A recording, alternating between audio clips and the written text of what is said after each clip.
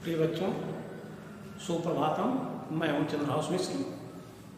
आज इस 9वीं कक्षा में हिंदी विषय में आप लोगों का स्वागत है। और इसी के साथ मैं पूर्व में आप लोगों को जो बताया था हिंदी विषय के गद्य खंड में मंत्र पाठ, जिसके लेखक मुंशी प्रेमचंद जी हैं। मुंशी प्रेमचंद के साहित्यिक परिचय एवं जीवन परिचय के साथ साथ मंत्र पाठ का इस कहानी का सारांश आप लोगों के सामने रखा गया था। और उसी क्रम में यह द्वितीय भाग के रूप में आप लोगों के सामने इस मंत्र कहानी के कुछ अंश की व्याख्या जो संदर्भ सहित किया जा रहा है। इसमें गद्यांश के रूप में आप देखोगे कि भगत के लिए जीवन में ऐसे यह गद्य का अंश है कि भगत के लिए जीवन में यह पहला अवसर था कि ऐसा समाचार पाकर के भी वह बैठा रह गया यहाँ से। तो इसके संदर्भ के विषय में भी मैं आप लोगों को थोड़ा सा संकेत कर देना चाहता हूँ कि आप इसमें संदर्भ में लिखोगे कि प्रस्तुत गद्य अवतरण हमारी पाठ्य पुस्तक हिंदी के गद्य खंड में संकलित महान कहानीकार मुंशी प्रेमचंद के द्वारा लिखित मंत्र नामक पाठ से लिया गया है, जिसके लेखक उपन्यास सम्राट मुंशी प्रेमचंद जी हैं। और इसके बाद आप उस अंशों की व्याख्या करेंगे जो अंश आपके सामने यहाँ रखा गया है। तो आइए इसकी व्याख्या देखिए कि भगत के लिए जीवन में, इसके पहले आप लोगों को सारांश के माध्यम से, कहानी के सारांश के माध्यम से बताया गया था कि इस कहानी के जो पात्र, प्रमुख पात्र हैं, उसमें डॉक्टर चड्ढा और भगत, उसी भगत की चर्चा यहाँ की जा रही है कि भगत के लिए जीवन में यह पहला अवसर था कि ऐसा समाचार पाकर वह बैठा रह गया। 80 वर्ष के जीवन में ऐसा कभी न हुआ था कि सांप की खबर पाकर वह दौड़ा न गया हो। प्रसंग आप लोगों को मालूम होगा कि जब डॉक्टर चड्ढा के लड़के को सर्प काट लेता है और वह चारों तरफ से खबर आती है, उसी में चौकीदार के माध्यम से जब यह खबर मिलता है कि डॉक्टर चड्ढा के लड़के को सर्प ने काट लिया है और वह बचेगा नहीं, यह खबर बूढ़े के पास जाता है। बूढ़ा भगत आज यह पहली बार इस खबर को सुनकर के वह पुनः अपने बिस्तर पर लेटने जा रहा है, बैठा रह गया है। इसकी चर्चा की जा रही है कि इसके पहले उस भगत के जीवन में किस तरह की घटनाएं घटती थी और उसकी मानवता कितनी उसके ऊपर प्रबल थी कि उस मानवता की रक्षा के लिए वह सबके इस तरह का खबर पाकर के किसी को सर्प ने डसा है तो वह तुरंत दौड़े चला जाता था। आज उसके जीवन की यह पहला अवसर है कि जब वह सर्प के काटने का खबर सुन करके, यह पता करके कि डॉक्टर चड्ढा के लड़के को सर्प ने काट लिया है, आज वह बैठा रह गया। इस अंश के बाद कि आज भगत के लिए जीवन में यह पहला अवसर था। इसके पहले वो कभी ऐसा नहीं बैठा था कि ऐसा समाचार पाकर, अर्थात सर्प काटने का समाचार पाकर के वो बैठा रह गया हो। 80 वर्ष के जीवन में, अर्थात भगत कितने वर्ष का हो गया था? 80 वर्ष का हो गया था। 80 वर्ष का जीवन वह व्यतीत कर चुका था। ऐसे जीवन में कभी न हुआ था कि सांप की खबर पाकर वह दौड़ा न गया हो। अर्थात यही सूचना मिलती थी तो प्राण रक्षा के उद्देश्य से वह दौड़े दौड़े जाता था कि शायद मेरे मंत्र के प्रभाव से किसी के प्राण बच जाएं। इस कोशिश में वह दौड़ा दौड़ा चला जाता था। उसे यह पता नहीं होता था कि मैं कहाँ जा रहा हूँ। माघ पूस की अंधेरी रात, अर्थात विकट परिस्थितियों में, माघ पूस के महीने में, यह हिंदी के महीने होते हैं माघ और पूस, जिसमें बहुत ही ठंड पड़ती है, उस ठंड में अंधेरी रात में भी वह जब खबर मिलता था तो वह रात का परवाह न करते हुए, फिर वह ठंड का परवाह न करते हुए दौड़े चला जाता था। चैत बैसाख की धूप हो, अर्थात चैत बैसाख के महीने में गर्मी ज़्यादा पड़ती है, धूप तीव्र गति से पड़ती है, लू चलते हैं, उस स्थिति में भी वह चला जाता था। सावन भादों की चढ़ी हुई नदी, अर्थात बरसात के दिनों में जब नदियाँ पूरी तरह से जल के कारण उफान पर होती हैं तो भी वह चला जाता है, उसकी भी परवाह नहीं करता था।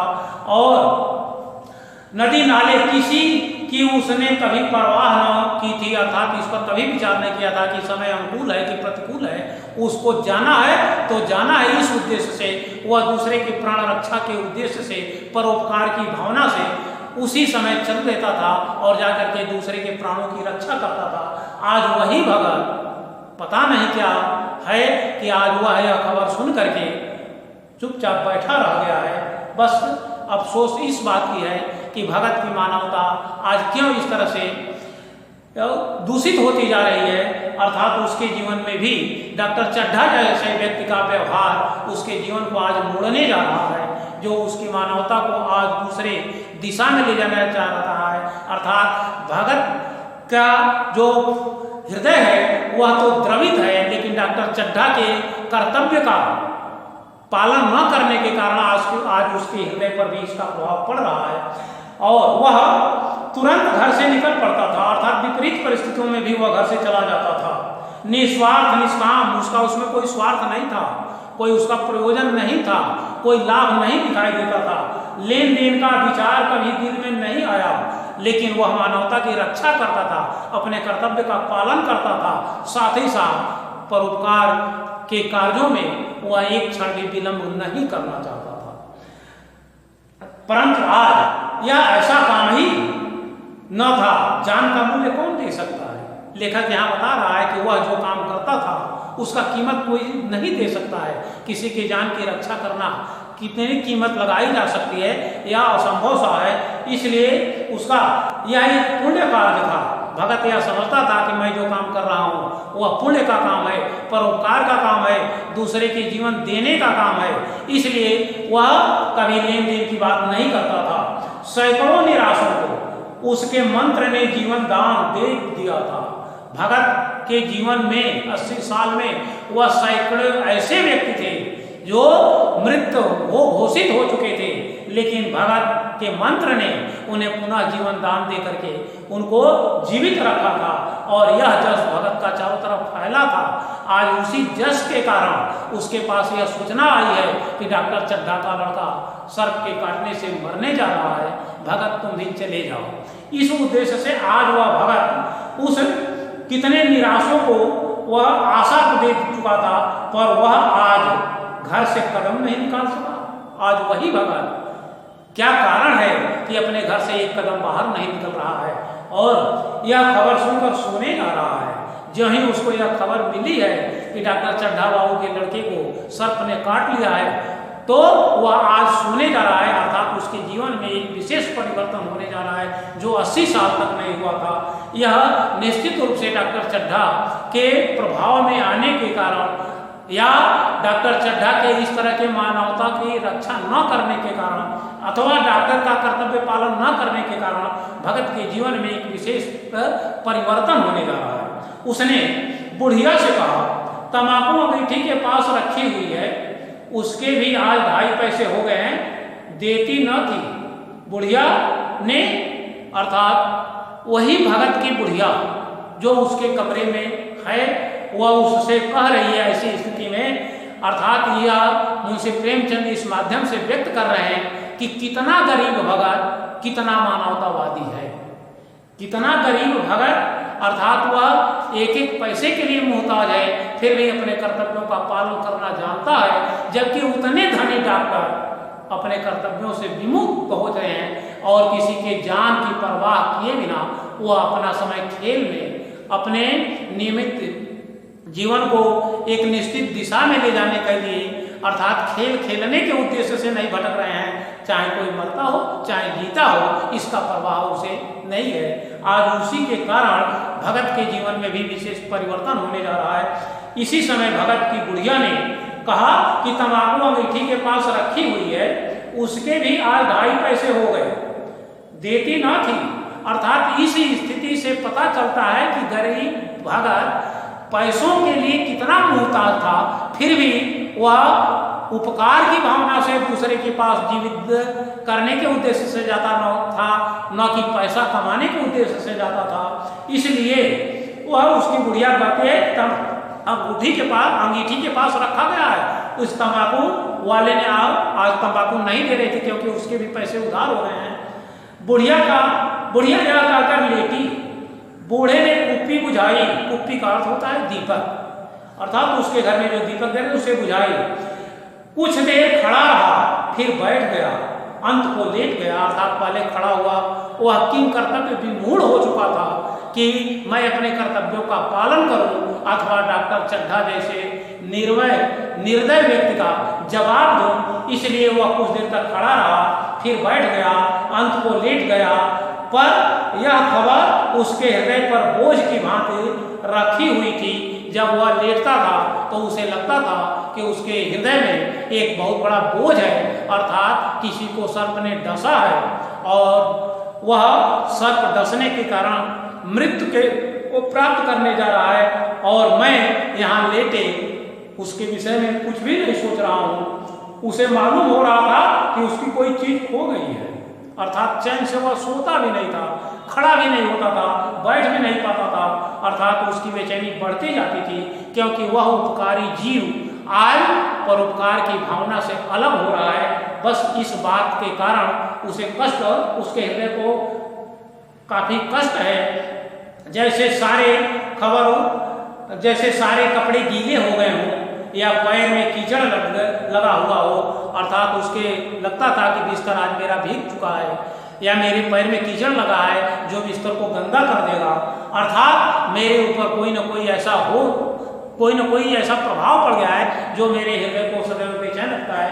जैसे उसके मन में कोई बैठा होगा उसे घर से निकालने के लिए प्रेरित कर रहा हो, अर्थात जब वह ऐसा सोचता था तो उसको बार बार कुरेद रहा था कि क्यों भगत 80 साल में जो आपने जो आदत बनाई थी आज एक क्षण के लिए वह क्यों ऐसा हो गया। बुढ़िया जरा देर से खराटे लेने लगी। अभी बूढ़ा ऐसा सोच ही रहा था, अर्थात बूढ़ा बहुत सोच रहा था, तब तक बुढ़िया खराटे लेने लगी, अर्थात उसकी नींद लग गई। बूढ़े बातें करते करते सोते हैं, बूढ़ों की यह विशेषता होती है कि वह बातें करते करते सो जाते हैं और जरा सी खटका लगा तो वह जग जाते हैं। बुढ़िया भी ऐसे ही होने लगी। तब भगत उठा, अर्थात जब बुढ़िया जगी नहीं, खराटे लेने लगी, भगत को पूर्ण विश्वास हो गया कि बुढ़िया सो गई है, गहरी नींद में सो गई है। तो भगत उठा, अपनी लकड़ी उठा ली, अर्थात हाथ में रखने वाला एक छोटा सा डंडा जिसके सहारे वह 80 साल का बूढ़ा चलता था, और धीरे से किवाड़ खोले। जब ही वह किवाड़ खोल करके वह बाहर निकलने का प्रयास किया, तब तक बुढ़िया ने पुनः पूछा कि कहाँ जाते हो, अर्थात एक तरह बुढ़िया यह प्रश्न करती है कि इस समय तुम कहाँ जाओगे।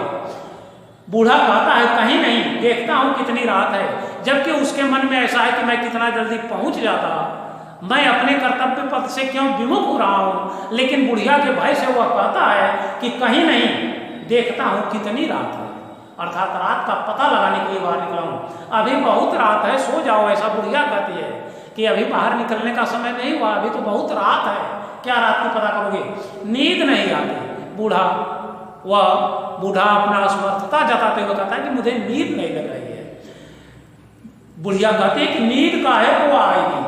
कितना अच्छा ढंग से या कथोपकथन के माध्यम से कहानीकार ने बताया कि नींद का है तो आएगी, मन तो चड्ढा के घर पर लगा हुआ है।